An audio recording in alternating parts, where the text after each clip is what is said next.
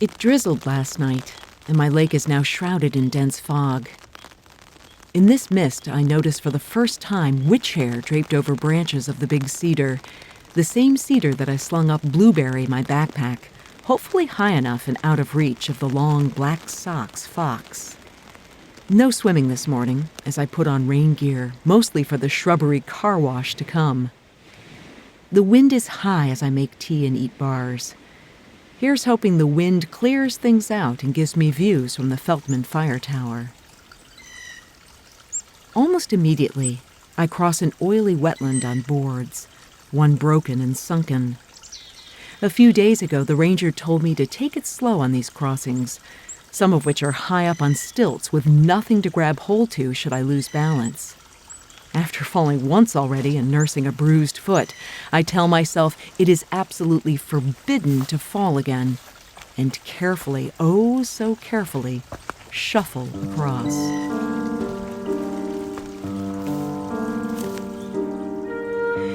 You're listening to The P-Rag, Unfiltered Adventures of the Blissful Hiker. I'm Allison Young, the Blissful Hiker, sometime professional flutist, sometime voice artist, and full-time pedestrian. Like the small backpacking essential of the same name, the P-Rag shares the unglamorous but vital truth about empowerment as badass people who really don't need permission to blaze our own trails in this journey we call life. I want to thank Lecky Trekking Poles for supporting the P-Rag podcast. If you want to be a blissful hiker, Lecky's should be in your hands. And Belega, makers of the best blister-resist, non-slouching, foot-massaging socks for the long haul. Last year, I walked 2 long-distance thru-hikes, New Zealand's Te Araroa and the Pacific Crest Trail in the western United States. My plan this year was to hike 2 shorter trails close to home, the Kekakabik, a continuation of the Superior Hiking and Border Route trails, and part of the 4,600-mile North Country Trail, one I'm definitely section hiking. And then Royale, a national park in the far northwest corner of Lake Superior. When the pandemic hit, hiking all seemed a bit nonsensical, and I set my plans aside, until the opportunity came in the form of an offer to stay at a friend's empty house in Grand Marais, just a short flight from Royale. My plane was delayed on the first day, so I hiked a small loop to magical Hugginen Cove, then continued to Lake Feldtmann at the urging of a hiker pal from my radio days. It's so quiet here. It feels expectant, as though I need to walk gently and observantly. In an odd sense, I feel even more a visitor to this natural setting of wolves and moose, beaver and loons than anywhere I've ever hiked. The forest is dark and wet, and I walk well all alone this early morning in spite of my foot being bruised, hopefully not anything worse. I know the ridge comes soon, and it suddenly appears as expertly built stairs heading straight up to pines. The sun pushes through, silver and bright. Crickets with fancy wings leap out of my way as my feet walk on large stones in a kind of concrete emulsion. I pass a large pile of shredded hair and wonder what struggle happened here. There's no view whatsoever, only twisted branches eerily reaching up through the whiteout. But there is another surprise. One only possible to see in this dampness. Thousands upon thousands of spider webs outlined in glistening water droplets. Oddly, long filaments as much as 20 feet long string from branch to branch. A Sandhill Crane sounds her clackety metal noisemaker alarm as I pass, every note echoing in the canyon below. 7 lift at once on magnificent wings. They circle me as I stand transfixed, only to return and see me still there. So again they fly off, this time so close I can hear the whoosh of their wings. I walk in and out of trees, imagining the view I might have seen. A large beaver dam holds a pond above the trail, and I maneuver just below. How many beaver live in this community? And maybe more intriguing, how did beaver find their way here at all, 15 miles off the mainland? The fire tower floats into view.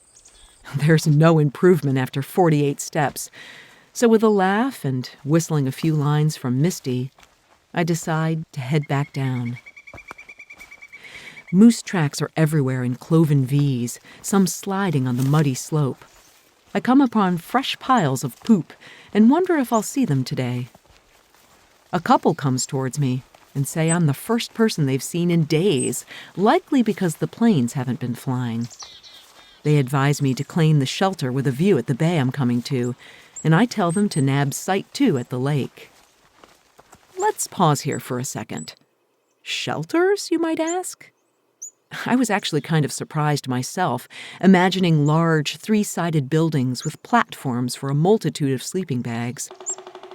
While not the self-contained style of New Zealand huts with water tank, oftentimes fireplace, and fully enclosed, Isle Royale shelters are enclosed on 3 sides with wood and 1 with screen, including a loud, bangy door if you don't set it gently. They're also intended for individual use. Built by the Civilian Conservation Corps in the late 1930s, they're erected by docks and in locations where it was easy to haul and manipulate building materials. It doesn't really occur to me to use a shelter at all, but my tent and myself are damp this morning from the dew, and maybe spreading out on a wooden floor would be pretty nice. I'm on a long, straight, flat section with raspberry bushes over my head. Along the way, I see beaten-down areas where moose bed down for the night. I notice wolf tracks in the mud as big as my fist. Dragonflies hover in the grass, one a bright red with blue wings. It's clearing now, and it's getting hot. The heat and humidity take me by surprise as I expected the refrigerator effects of the big lake to keep the temperatures low. The bay feels close now as more cedars appear, as well as a new type of meadow, the grass a burnt sienna. 2 pale sherbet butterflies flutter in harmony. At the turnoff for Siskiwit Bay, I come to a huge dock with 5 bulldozers ready for work the beginning of the coming week, which is thankfully not until tomorrow.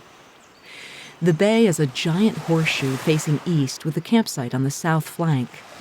Massive bright yellow floats keep the building waves from eroding the unfinished worksite.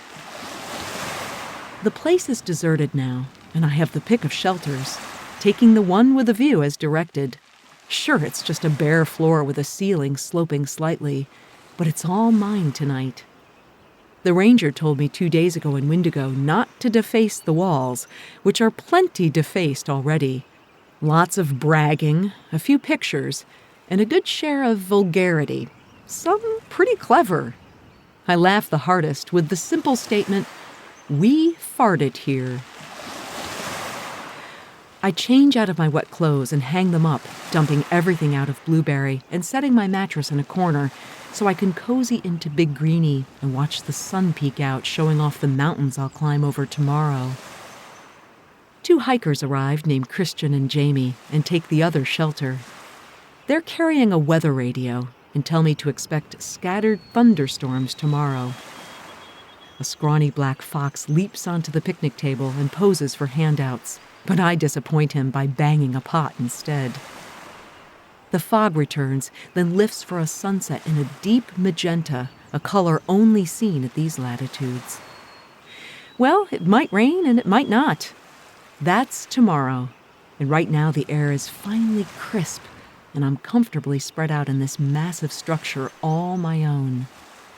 I close my eyes now, and I prepare for whatever tomorrow brings.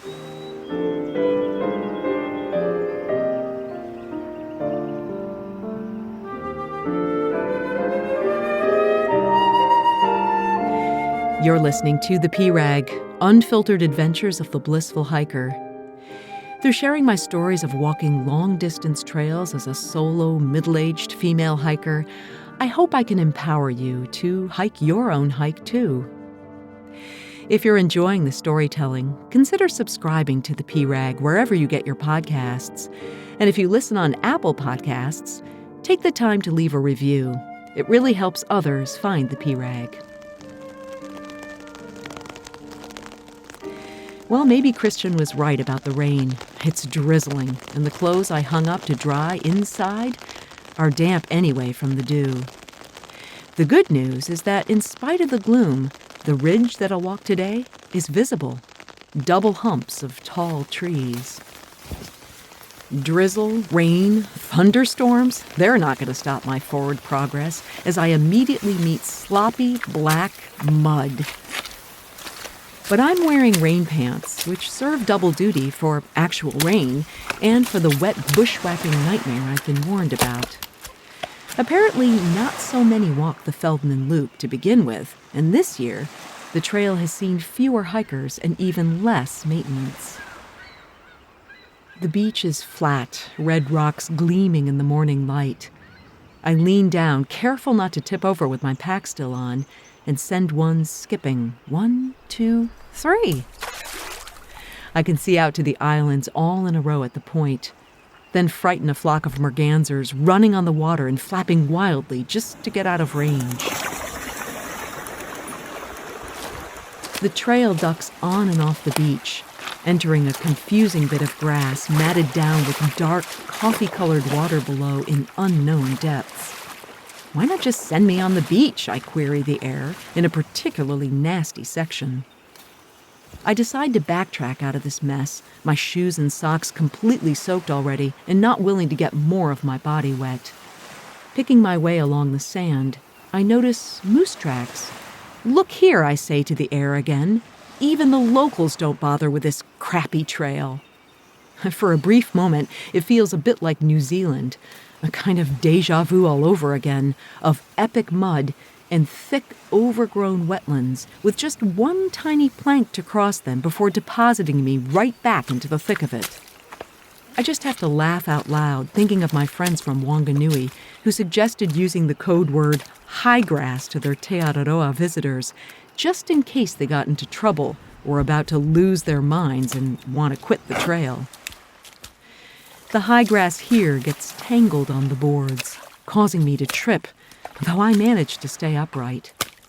A big, beautiful frog leaps into my path, and I try to get his photo before he leaps away. When I fail, I grab his leg and return him to his sitting. But he will have none of that, thank you very much, and hops right out of my reach. I cross a large creek on a bridge and eventually find my way through a boggy area and back on another beach, this time of pebbles sinking under my steps. At the end, a sign points to Island Mine, and I say goodbye to the beach, and hello to mud, moose and wolf tracks leading the way. But the trail changes almost immediately, heading up a gradual slope through maple, oak, and birch, widening as the deep brush disappears completely, and most noticeably, the mud. My stride is long and full as I fly up the hill, my breath rhythmic with my stride. I come to a small wooden fence protecting a deep hole, remnants of a mine. It's lined with boulders, and I want a photo, but I'm very careful not to lose my camera because I'm pretty sure I wouldn't get it back. A few steps later, I come to a pile of tailings. Then it's up and up some more before heading down again steeply. I know I should be coming to the next campsite soon, but first I hit a small stream. People complained on forums that the water at this particular site was poor, and I see that someone has tried to remedy the situation by creating a boulder dam. Now it's pretty easy to collect water, and I quickly down an entire liter. Up the hill, I do reach the campsite junction, but continue on to the famous and highest trail on the Greenstone Ridge. Though I gotta say, a better name might be Green Tunnel Ridge, since it's all forest and pretty much no views at all. Still, it's incredibly easy walking after the past few days, and I cruise through noticing the sky above me clearing to a robin egg blue. At my feet are thousands of mushrooms, nearly all in bold, bright yellow or stoplight red like clown noses. I pass a couple and a single man headed my way, and it feels like I've finally arrived on a trail as cruisy as the PCT. I skip past them to get to the summit of Mount Desor, and finally, hopefully, views. I reach some rock outcroppings and see bright blue water below, but it's obscured by trees, and I just assume I must not be at the top yet. I walk on, up and down, in and out of dense forest, until I finally realize that spot where I could see a small corner of blue water, that was the summit. Not exactly dramatic for the highest point of the island, but I'm certainly happy to be in bright sunshine with the air dry and the wind blowing. I guess the thunderstorms just petered out. I even consider moving on since it's so early, but decide I'll just at least check out South Lake Desor. The sights here are crowded and far above the lake. I set my pack in one, thinking, well, I guess I could stay here, but maybe I'll just take a second to check things out. There's no shelters in this out-of-the-way place, but since this is a weird year with COVID, the ranger told me I'm welcome to take a group site. I really didn't give it much thought when she told me, but now I'm curious, as the sign for the group sites point in the opposite direction of the single sites. It's a fair distance, down and across a bridge, then back up again. I hear two young men talking to each other, and I see through the trees they're wading in the water, very close to the trail. Beautiful stairs have been built to an exquisite beach. Perfect! The site they claimed is across from the access, but the next site is all mine, precisely 100 steps away. I set the alley coop and then head to our shared beach to filter water and wade in. They're really nice guys, just about to enter nursing school and here on their very first backpack trip. It seems they're sharing a two-man tent, so things are a little bit crowded. They're loving the adventure anyway and tell me all about what's ahead, especially that the next lake is not that great. Boy, I made a very good choice to stay here tonight. They leave me alone to swim in crystal clear water with a sandy bottom. Not really much swimming, to be honest, as the water is only up to my hips, but so refreshing to dunk in. Dragonflies hunt for bugs, one not afraid to buzz close to my face. Dinner at the beach on a log, my feet crushed into the sand as waves gently touch my toes. The sunset show is directly in front of me, the clouds spelling a giant A and an arrow, pointing where, I wonder. It's absolutely quiet except for the loons, and I have the beach all to myself. I really hate to leave the magic, but finally mosquitoes send me off. Just as I pack up, a beaver starts swimming across the lake, a deep mauve purple now. Years ago, someone asked me if I was an animal, which one would I want to be? I'd have to say a beaver. They always have projects. They have a lovely home and community, and they're very much in charge. Have you ever heard the slap of a beaver tail? The wind is gentle in the trees, crickets chirping, the loons far in the distance, and the waves lapping. The stars are brilliant, and I'm all cuddled in. And I think to myself, just how did the beaver get to Isle Royale, 15 miles off the mainland? No one knows for sure, but talk about grit. My guess is they swam. Thanks so much to Lecky Trekking Poles for supporting the PRAG podcast. If you want to be a blissful hiker, Lecky should be in your hands. And also Belega, the best blister-resist, non-slouching, foot-massaging socks for the long haul. And thank you, too, for listening. If you enjoy the storytelling, subscribe, rate, review the podcast at Apple Podcasts. This really helps others like you find the PRAG. The music you're hearing is me playing flute from many, many years ago. You can find the music on iTunes, and I've put a link in the show notes. The show notes, more about my hikes all over the world, they're at my website, theprag.com. Next week, the magic of perfect campsites continues, and I come upon one with a private cliff and beach, but then have to power through a series of thunderstorms, happy to find another shelter at a long finger-shaped cove. Until then, my friends, happy trails.